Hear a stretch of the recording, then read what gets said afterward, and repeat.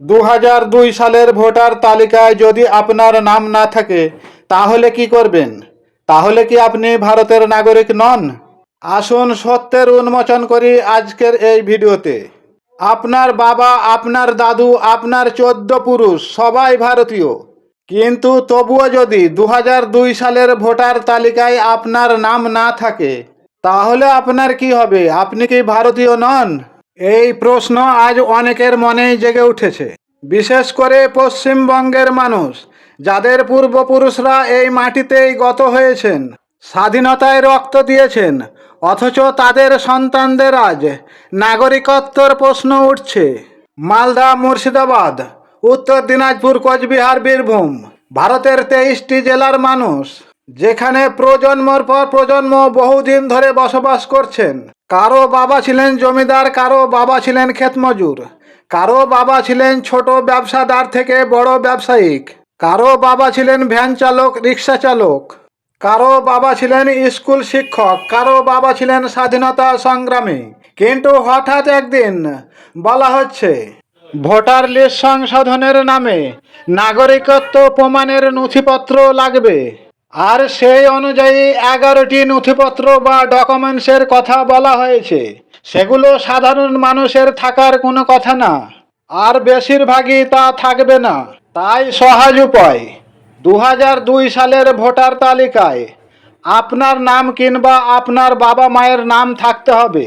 আর সেই তালিকায় যদি নাম নাই থাকে তাহলে কি করা যাবে? আর হ্যাঁ বন্ধুরা, কথা সত্য যে 2002 সালের ভোটার লিস্টে আপনার বা আপনার বাবা মায়ের নাম নাও থাকতে পারে, কারণ বর্তমান জামানায় ভোট দিতে গিয়ে ঘুরে আসতে হয়। আপনার বা আমার নাম হয়তো ডিলিট হয়ে গেছে, সেই লিস্টে আর নাম নেই। তাই ধরা যাক, যদি 2002 সালের পুরাতন ভোটার লিস্টে আপনার কিংবা আপনার বাবা মায়ের নাম না থাকে তাহলে বিকল্প রাস্তা কি আছে? জেনে রাখুন, 2002 সালের ভোটার তালিকা হলো এক প্রকার রেফারেন্স বা ডেটা, যা অনেক ক্ষেত্রেই নাগরিকত্বর যাচাইয়ের জন্য ব্যবহার করা হয়।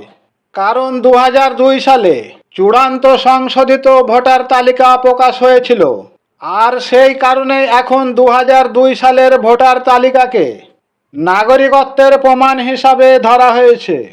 তবে এ বিষয়ে কোনো ভয় নেই, কারণ এই 2002 সালের ভোটার লিস্ট যে একেবারে চূড়ান্ত তা নয়। এই তালিকায় নাম না থাকলে কেউ নিজে থেকে নাগরিকত্ব নয় এমন দাবি করা আইনত সঠিক নয়। ভারতের সংবিধান অনুযায়ী ভারতের নাগরিকত্ব প্রমাণ হয় 1955-র অধীনে। এই আইনে বলা আছে, যদি কেউ 1950-এর পর এই দেশে জন্মগ্রহণ করেন তাহলে তার মা বাবা যখন ভারতীয় নাগরিক তাহলে তিনিও ভারতীয় নাগরিক। কিন্তু তবুও ভাগ্যক্রমে কোনো কারণবশতে 2002 সালের ভোটার লিস্টে আপনার কিংবা আপনার বাবার নাম নাই, তাতে ভয় পাওয়ার কিছুই নাই। কারণ 2002 সালের ভোটার লিস্ট একটা সহায়কের প্রমাণ মাত্র। সেক্ষেত্রে আপনাকে আলাদা ডকুমেন্টস জোগাড় করতে হবে, আর আপনাকেই ভারতের নাগরিক হিসাবে নিজেকেই প্রমাণ করতে হবে। এই স্ক্রিনে নিচে দেওয়া ডকুমেন্টসে যে কোনো একটি ডকুমেন্টস পাবেন, সেটাই দেখাবেন। আপনার বাবা কিংবা মায়ের 1951 সাল থেকে 1971 সালের ভিতরে যে কোনো সালে ভোটার লিস্টে নাম থাকবেই থাকবে। শুধু আপনার নিকটবর্তী অনলাইনে গিয়ে বার করুন, কিংবা আপনার বাবা দাদুর পুরাতন জমির কাগজ, হতে পারে দলিল কিংবা রেকর্ড পর্চা, বিদ্যুৎ বিল, স্কুলের রেজিস্ট্রেশন সার্টিফিকেট, সেটা 1 থেকে শুরু করে যে কোনো ক্লাসের হতে পারে। সেটাও যদি না পাওয়া যায়, দেখবেন যারা অত্যন্ত প্রত্যন্ত গরিব, তার বাবার কিংবা দাদুর জমি জায়গা বাড়িঘর কিছুই নেই, কিন্তু এককাল ছিল, কিন্তু যে ঘরটায় বা যে জায়গাটা ছিল সেটা যদি বিক্রি হয়েও গেছে, তবুও তাদের নামে পুরাতন দলিল এখনো রেজিস্টার হয়ে আছে।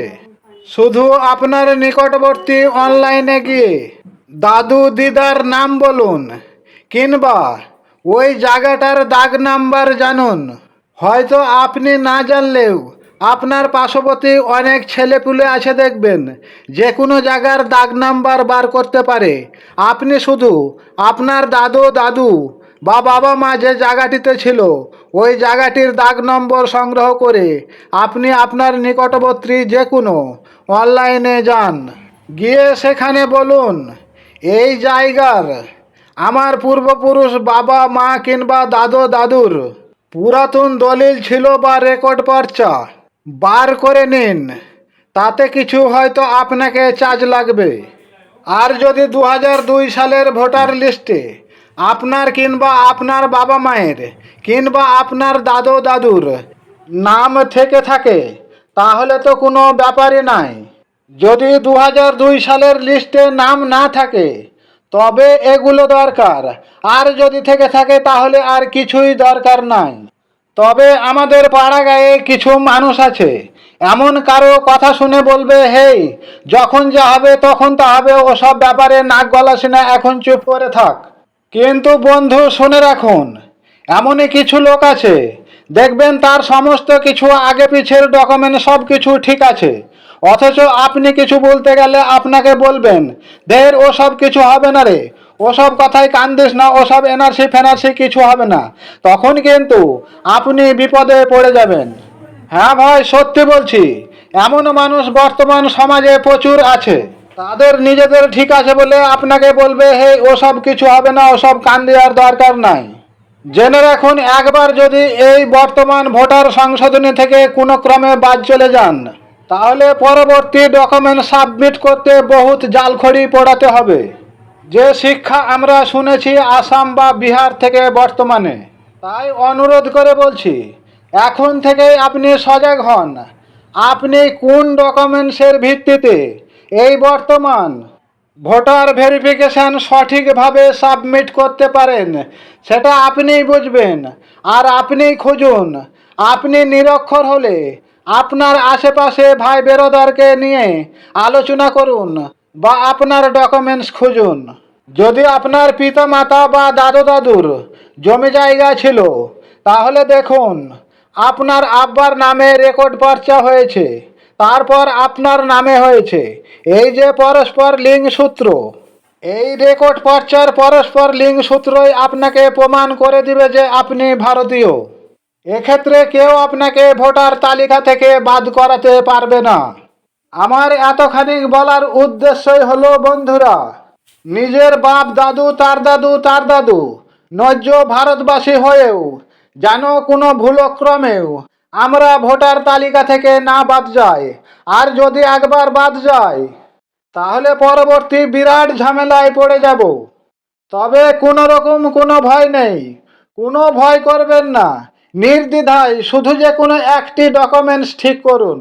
আর প্রকৃত যখন আমরা ভারতবাসী তখন নিশ্চয় এই ডকুমেন্টসের মধ্যে কিছু না কিছু একটা পেয়ে যাব।